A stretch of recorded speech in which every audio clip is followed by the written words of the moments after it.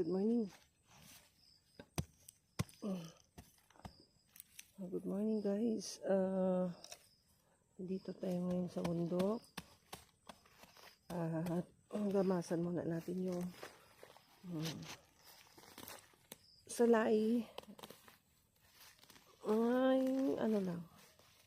Isang dangkal lang malapit sa puno ng salay at gawa ng lagyan ng abono. Para malagyan ng abono guys, kaya gagamas muna tayo. Okay, so yun, maraming salamat sa mga nanonood, and please like and share.